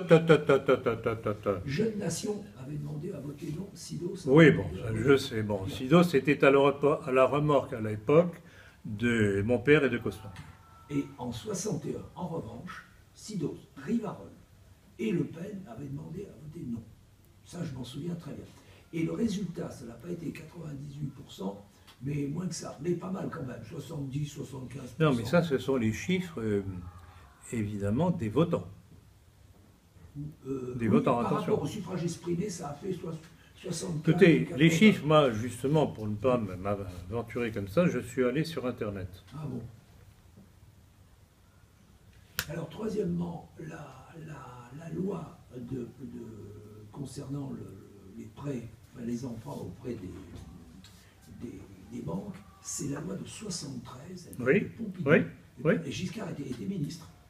Mais bien sûr, Oui, mais il n'était pas président. mais bien sûr que Ah non. c'est ça. Oui, alors, Mais bien sûr que non, c'était Giscard. Janvier 73. Ah, c'est ce qu'on appelle la loi scélérate de janvier 73, C'est ça a qu'on mis appelle l'État- aussi loi Rothschild de Giscard. Exactement, et ça a mis l'État à la... Mais bien entendu. Et ça a été étendu ensuite aux banques étrangères. Mais bien C'est entendu. catastrophique, voilà. Alors je signale, in fine, que dans le 18e et dans Paris, ce qui m'a marqué entre autres, c'est l'absence d'affiches, de propagandistes, etc., du Front National. Rien. Quasiment rien. Alors qu'Asselineau... Je confirme. comment il s'appelait Mélenchon, des petites affiches partout, j'en ai arraché les quantités. Mais enfin, Et Asselineau. Asselineau Et aussi. Asselineau, mais c'était invraisemblable. Mais à Paris, zéro. Pas une affiche, rien. Bon, je sais bien que le patron, c'est un imbécile, mais quand même, tout de même, ça... Non, il y a un problème là. Il y a un J'ai problème, l'impression que ça exactement. devient une coquille vide. Oui. Mais il faut dire que c'est pas des lumières, hein, les dirigeants. Ah non, ça me confuse. Ah non, Marine, elle n'a pas inventé l'eau tienne. Non, mais il faut ça. dire une chose, c'est que bon, vous avez connu, puisque vous en avez été comme moi, Oui, oui, bien sûr. Horesco référence. C'est que d'épuration interne en épuration interne, Oui. ils n'ont plus que les crétins. Exactement. Ils enlèvent Ah bah le- oui. Comme on enlève le sang. Exact. Les crétins et les arrivistes, c'est tout. Au Parti communiste, c'était un peu la même chose d'ailleurs. Oui, tout à fait. Total, Tout à fait. Mais alors, moi, il y a une chose qui me scie d'ailleurs toujours, c'est et ça j'en ai eu confirmation par différents correspondants à travers la France, le nombre d'affiches, et pas des petites, de Asselineau. Ah oui. Il a fait un résultat de moins de 1%, et il continue aux législatives, ça a été la calamité, et il continue, d'où vient l'argent? D'où vient l'argent? Ben Alors oui. Sartre, il dit, mais chose très bien, sortir de l'Europe, c'est très bien. Bon, mais et après? Et puis surtout, ces références politiques, ça ne colle pas. Parce que ces références politiques sont les responsables de ceux qui ont amené à la situation qu'ils prétendent défendre. Voilà. Il y a un problème quand même. Comment voyez-vous l'avenir du Front National? Comment quoi? L'avenir du Front National? Pas très brillant. Ouais, Alors, je serais tenté de dire que ça va aller en s'effilochant, oui, derrière le boulin. de scission en scission, parce que, bon, que va-t-il se passer si la bande Alliot, Collard et Nicolas B arrive à avoir la peau de Florian Philippot, que va faire Florian Philippot? Oui. Je ne sais pas exactement quelle est son implantation réelle au sein du Front. Mais ça va poser un problème, ça, c'est certain. Je vous signale que Nicolas B, à Rony, un lieu que nous avons fréquenté, j'ai la date exacte, il a tenu des propos prévisionnistes et antisémites. Oui, mais alors c'est curieux parce qu'à certains moments, on a l'impression qu'il y a des gens qui disent la chose et puis ils virent de bord. C'est pas très du ressenti. Moi, j'ai entendu tenir des propos que si j'avais enregistré, il est cool. Oui, mais alors c'est le même type qui va aller faire la pub de Marine Le Pen en Israël. C'est un petit problème quand même. Ouais. Moi, ce qui me dérange toujours, c'est le manque de cohérence. Quand je trouve qu'il y a un manque de cohérence, je me dis il y a un problème. Ça colle pas. Je me demande si la chance du Front National, je crois que c'était Maigret finalement. Non. Non. Moi, j'aime bien. Je ne dirais pas que Maigret est un pourri, c'est pas ça, mais Maigret c'était un bon démocrate libéral. Non. Ceci dit, dans ses critiques contre Le Pen, et d'ailleurs c'est pour ça qu'à un moment donné, je suis allé voir ce qui se passait de son côté. Vous vous rappelez la lettre que j'ai citée qu'il m'avait envoyée à un moment donné, Oui, qui a été publiée dans Le Monde même. Il y a la grande fureur de Maigret qui ne s'attendait pas à ce que j'arrive à faire publier indirectement la lettre par Le Monde. Non. La grande chance, c'était Duprat. Non. Non. Bien, McFly. Non, mais bon, Duprat, moi je veux bien, mais enfin, tout ça c'est de l'activisme. Non, tout ce que l'on peut faire de constructif aujourd'hui, je regrette beaucoup, c'est ce que j'estime devoir faire, rappeler l'histoire, dénoncer les mensonges, former des intelligences. Ça, en principe, ce ne sera jamais perdu. Mais se vouer à un homme ou une femme, à part moi, bien entendu, n'y croyez tout de même pas, je ne suis pas encore complètement fêlé. Non. Pour Monseigneur.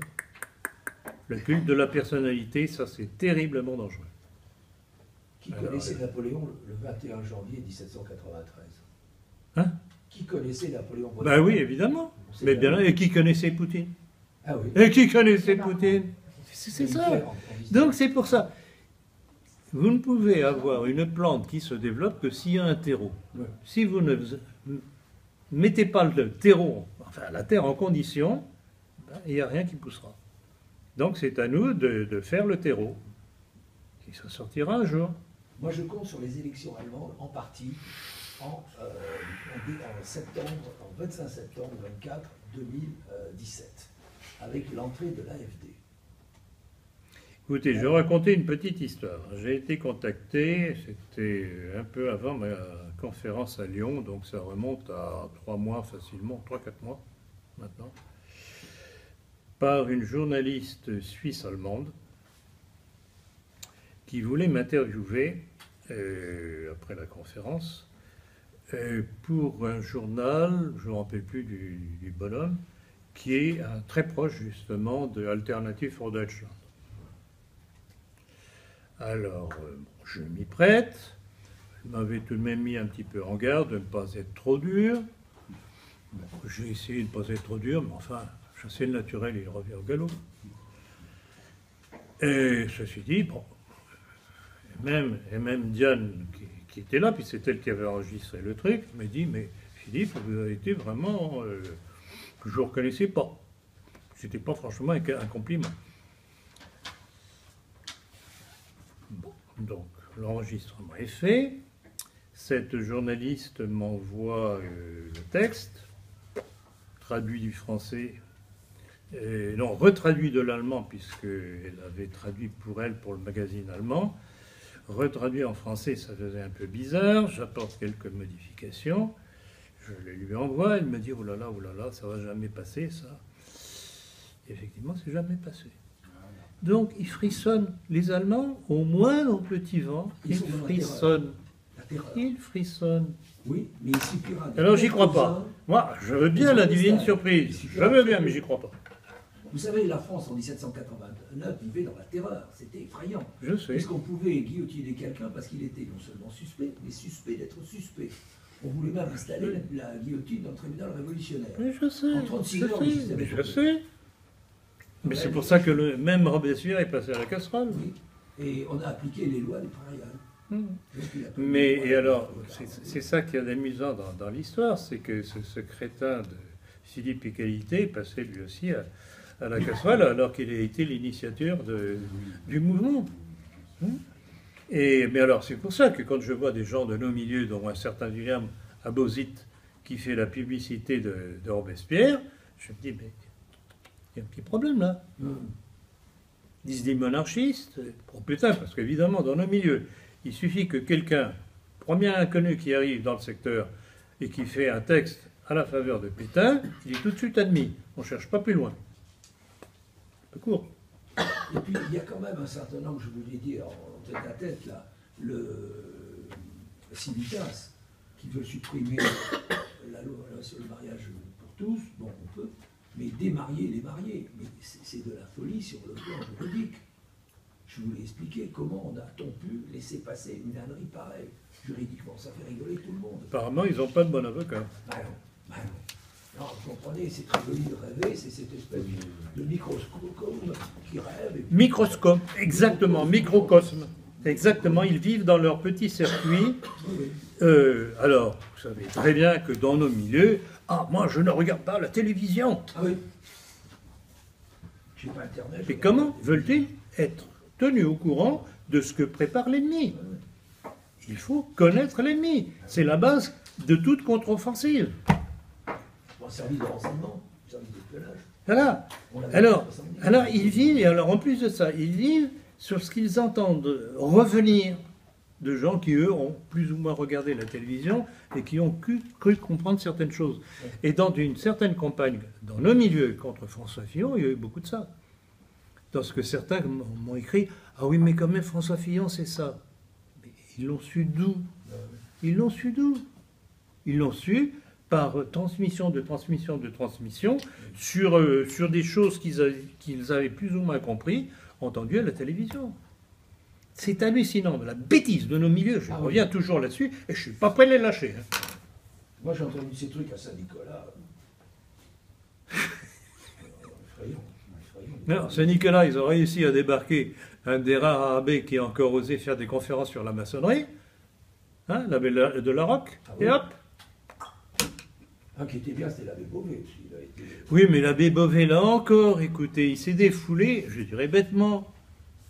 Parler de Banania, à quoi ça sert? Il s'est fait plaisir. Je regrette beaucoup, en politique, il ne faut pas se faire plaisir, il faut être efficace. C'est pas la même chose.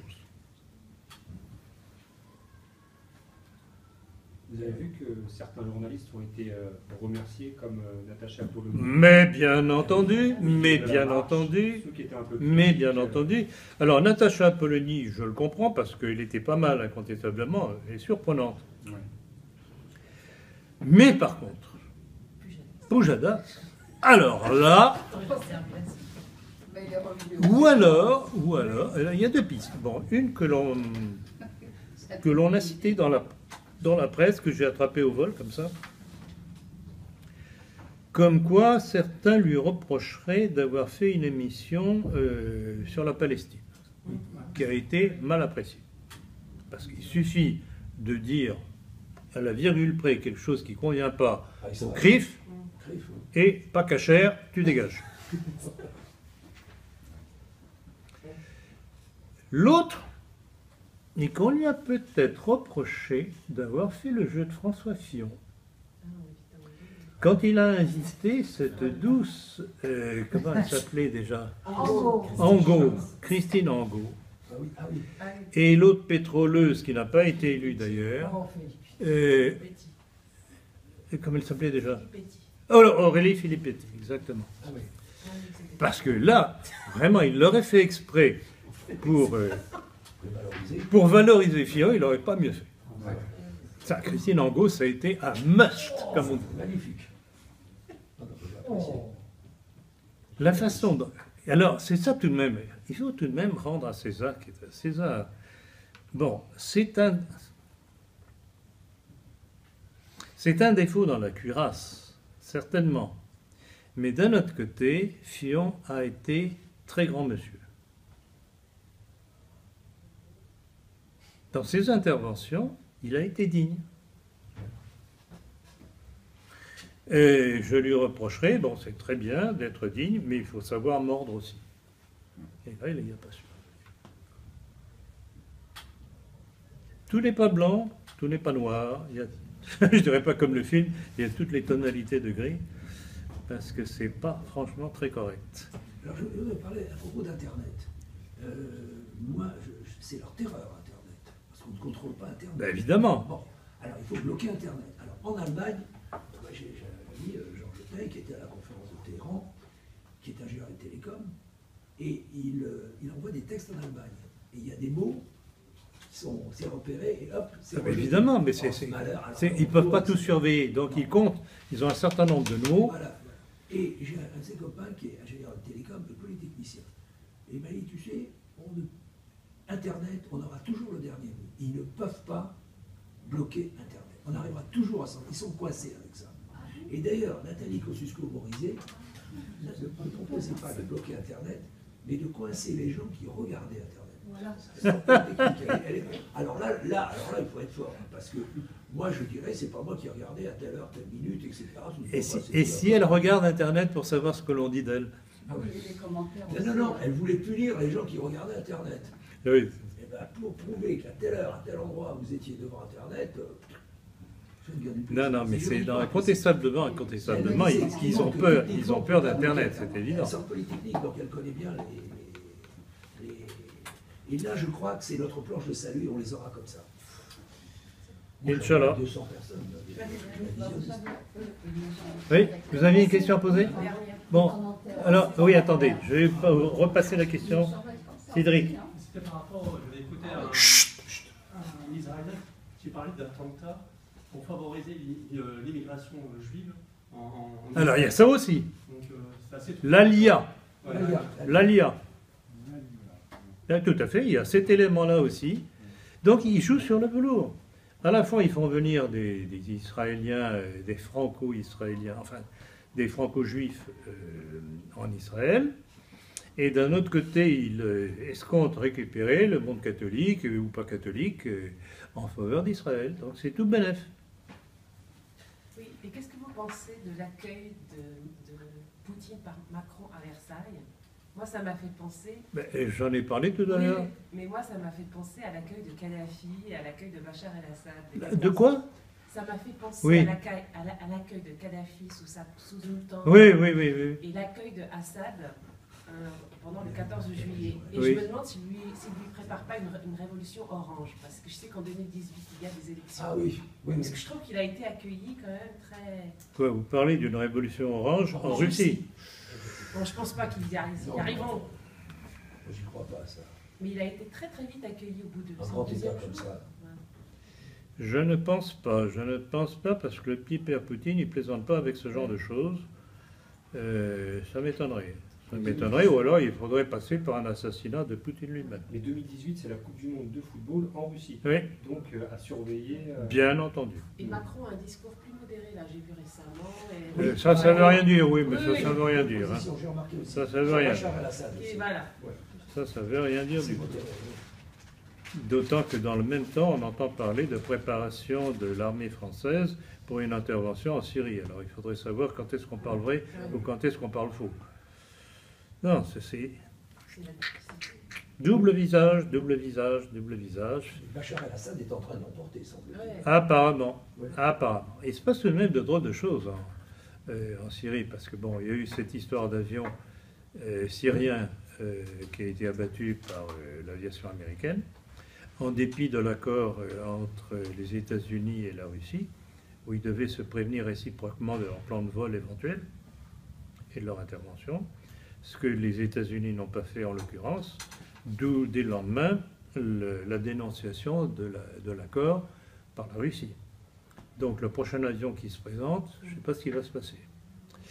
Bon, d'une part, d'autre part, il est évident. Alors c'est ça qui est très intéressant de voir sur Internet, à la télévision, c'est de voir comment les speakers, les présentateurs, si vous préférez, essaye de nous bourrer le crâne en disant que c'est grâce à la coalition qui bombarde les positions terroristes de Daesh que Daesh recule progressivement.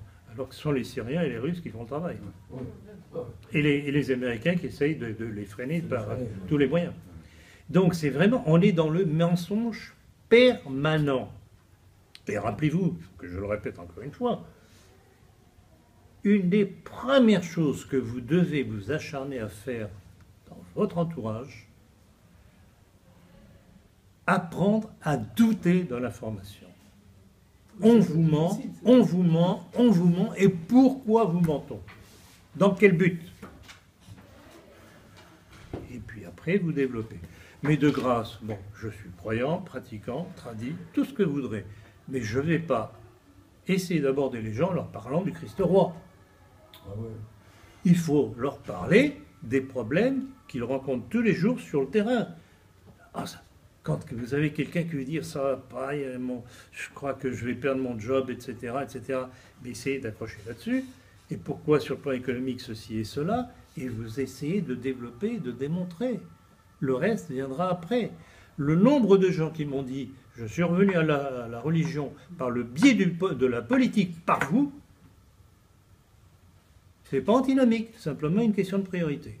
Et la priorité, c'est pas celle que certains croient. Alors, j'ai un brave abbé, que j'ai bien connu quand j'étais en Belgique, qui m'a écrit dernièrement, je n'ai toujours pas répondu parce que ça me gonfle un petit peu, qui me dit, oui, tant qu'on n'aura pas un bon pape, on ne pourra pas remettre les choses en place. Je regrette beaucoup. Le problème de l'Église, ce n'est pas un problème religieux, c'est un problème politique.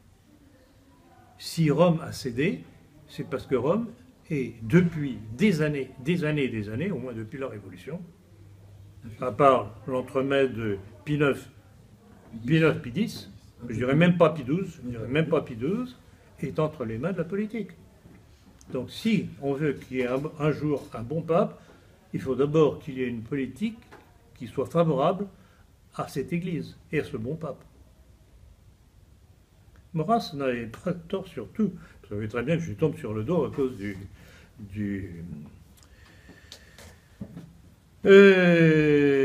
truc patriotique du... Ralliement. Oui, pas les... Oui, c'est... La condamnation de l'action française. Non. L'anti-germanisme. Non. Pas la convergence nationaliste, un truc dans le vouloir faire, bref, peu importe. Il avait raison quand il disait politique d'abord. Oui. Politique d'abord. Tout passe par la politique. Pourquoi? Parce que le politique, le philosophique et le religieux, tout ça, c'est lié. C'est interdépendant. Mais c'est ce que dit Gramsci. C'est un peu ce Oui, qu'il dit, tout à fait, mais dans l'autre sens. Oui, et Augustin Cochin avec les sociétés de pensée. Tout à fait, mais c'est dans l'autre sens, ils ont compris, eux. Exactement. Oui, enfin, la révolution dite française, et je suis d'accord. Le compromis nationaliste, qui, grâce à Maurras, a fait que des légions de bons catholiques tradis de l'époque ont rallié le franc-maçon Clémenceau. Bravo. Bravo. Alors bon. Donc, il a tout fait pour continuer la guerre en 17. Oui, Salaud, mais bien sûr, il fallait épuiser les nations européennes. Oui, Allez les épuiser, les saigner, allez, pst, encore une panne par-ci, encore une panne par-là. Bon, pas d'autres questions? Ils ont bien réussi aussi. Hitler, oui, la révolution dite française a été préparée. Je reconnais que la franc-maçonnerie a joué un rôle pendant la guerre d'Amérique, qui est une œuvre maçonnique. Et si on n'avait pas fait la guerre d'Amérique, on aurait pu annexer les Pays-Bas autrichiens. Oh, quoi?